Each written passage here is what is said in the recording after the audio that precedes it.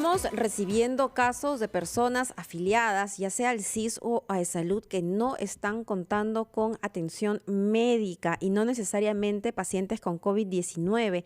Esta es la historia de una menor de 14 años con colitis ulcerosa. Está internada en el Hospital del Niño, pero necesita unos medicamentos que no recibe a pesar de contar con el CIS. Helen Meniz tiene todos los detalles de esta situación. Helen, adelante. Gracias, Mabel. Buenas noches. En directo. Lorena es una pequeña de 14 años que sufre de colitis ulcerosa severa. Ella estuvo internada en el Hospital del Niño en Breña por 20 días. Sin embargo, este fin de semana le dieron de alta, según nos comenta su madre, Margarita Carlin, porque no cuentan con la medicina que su hija necesita. Ella necesita de estas ampollas cada 15 días. Y de adquirirla ella de manera particular le costaría 2.100 soles cada una. Los médicos le han mencionado que debe buscar ayuda en otro lugar, pues el CIS no cuenta con esta medicina. Escuchemos. Yo de verdad estoy bien indignada, señorita, porque el día sábado yo hablé con los médicos del Hospital del Niño y me dijeron que ya no se podía hacer nada ya en caso de Lorena, que es una enfermedad rara, que no tienen plata para solicitar su medicina y hizo un trámite muy largo con el CIS, así que mejor me vaya a mi casa y que yo misma busque una ayuda, porque ellos no me pueden ayudar. Eso es lo que me dijeron puntualmente y yo nada tenía que ser en el Hospital del Niño ya y que busque ayuda de otras formas, que el medicamento que ella tiene Inflamavir, Infleximax, es muy caro, que ellos no lo pueden costear. Además, Mabel, la señora Margarita nos comentó que otra opción que le han brindado los médicos es que solicite una afiliación a Salud, que podría tener estas ampollas que su hija necesita. Sin embargo, no logra realizar el trámite debido al estado de emergencia, ya que las áreas requeridas no se encuentran en funcionamiento. Directo en directo, RPP Noticias. Muy bien, muchas gracias por esa información, Helen. Hace un rato hablábamos, Mabel, sobre el incremento de las separaciones y de los divorcios durante la pandemia. Ahora vamos a hablar de otro tema, pero que también tiene que ver con el comportamiento que hemos tenido los peruanos durante estos meses, estos largos meses, respecto de un tema que siempre ha sido problemático en nuestra sociedad y que es el consumo de drogas.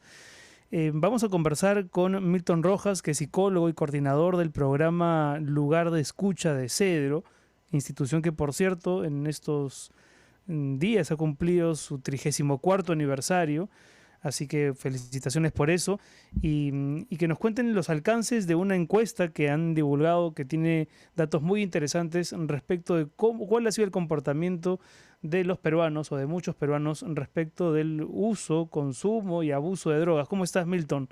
Gracias por estar con nosotros. ¿Qué tal, Renato? A ver, buenas noches. ¿Qué tal? Buenas tardes. Bien, Cedro, dentro de lo que habitualmente desarrolla, son investigaciones que justamente tienen que ver con conductas adictivas y no ha sido la excepción dentro de este contexto de la emergencia nacional. El equipo de investigaciones, efectivamente, a través de una encuesta, de un cuestionario, en realidad, del Google Forms, trató de tomar un poco la temperatura en cuanto a lo que es el consumo de bebidas alcohólicas y otras drogas, ¿no?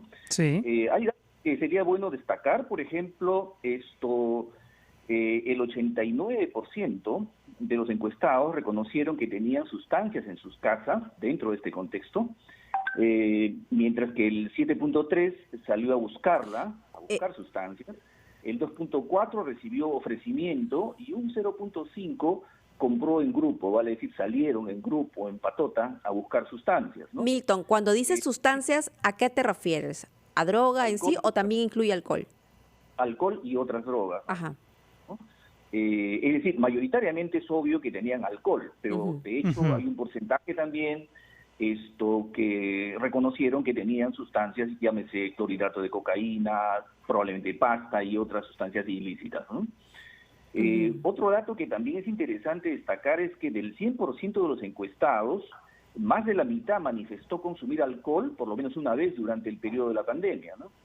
Pero es interesantísimo también relevar que más o menos un 14% toma casi diario. Estamos hablando de un colectivo, no cabe duda que ya tienen problemas serios de alcoholismo, ¿no?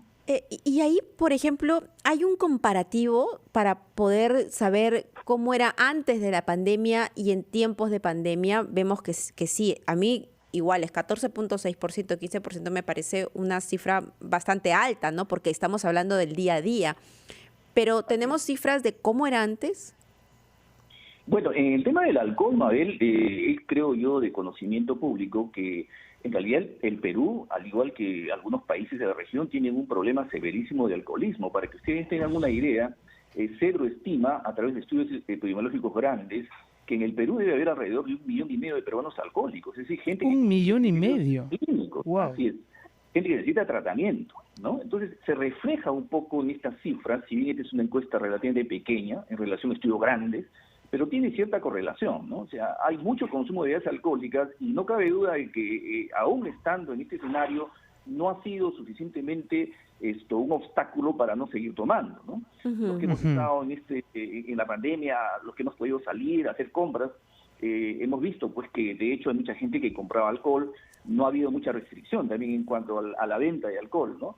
Entonces eso probablemente también haya influido a que muchos con problemas de alcoholismo hayan adquirido, ¿no? Y no sé, Milton, si en la encuesta, en la investigación, también han explorado el hecho de que algunos de los encuestados hayan estado previamente en algún proceso de desintoxicación o de tratamiento, o quizá que lo necesitan o lo reclaman.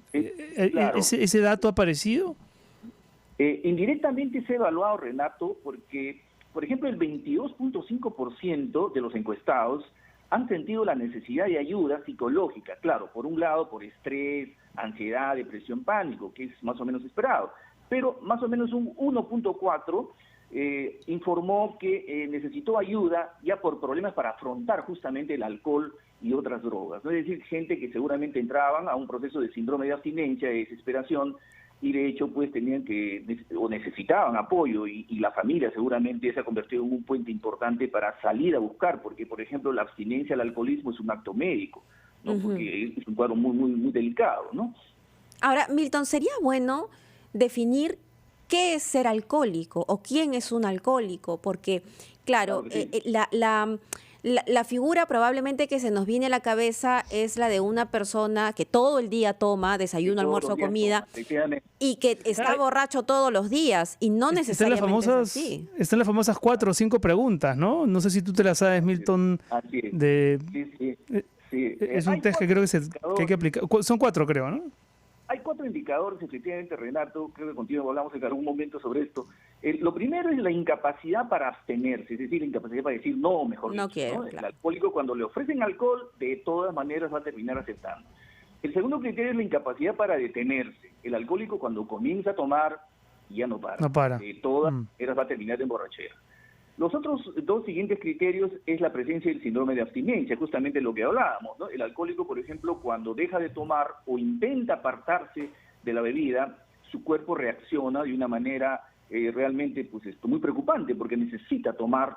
Esto en clínica se llama una suerte de sed, pero no de agua, sino de alcohol, ¿no? Claro. Entonces las ideas hacen que renueve la dosis. Y un cuarto criterio es la presencia de la tolerancia, ¿no? Es decir, cada vez más el cuerpo va a necesitar ingerir alcohol para sentir los mismos efectos, aunque eventualmente esto se va borrando. Ya con poca cantidad de alcohol uno se embriaga, ¿no? Entonces esos 4 criterios son claves, ¿no? Sí, sería interesante cruzar, ¿no?, estos datos con los que pueda haber recogido, Mabel, el Ministerio de la Mujer y Poblaciones Vulnerables respecto de los casos de violencia familiar. ¿En cuántos de ellos habrá sido determinante la presencia del alcohol o de las drogas, ¿no? Bueno, precisamente la semana pasada, el viernes, hablábamos con la comisaria de Cusco, de la ciudad de Cusco, y ella hacía referencia a que la cantidad de denuncias por violencia familiar habían bajado, y ella lo relacionaba, según los datos que tenía, con el bajo consumo de alcohol en medio de esta cuarentena. Entonces, definitivamente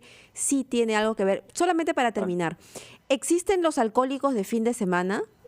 Porque de lunes a viernes yo puedo ser un trabajador ejemplar, pero sábado y domingo me meto una borrachera que es de ley.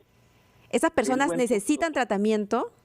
Por supuesto, sí, Mabel, tocas un buen punto, porque efectivamente hay alcohólicos episódicos, o mejor dicho, alcohólicos que toman, por ejemplo, los fines de semana, pero religiosamente. Y cuando intentan dejar de tomar los fines de semana, pues su cuerpo reacciona porque ya el cuerpo está adaptado totalmente. De tal modo que sí hay alcohólicos de fin de semana y como tú dices, efectivamente, de lunes a viernes no toman ni gota de alcohol. Entonces, están condicionados ya a beber los fines de semana, ¿no? Bueno, Milton, muchas gracias por acompañarnos estos minutos y por darnos esta información tan relevante. Milton Rojas, psicólogo y coordinador del programa Lugar de Escucha de Cedro.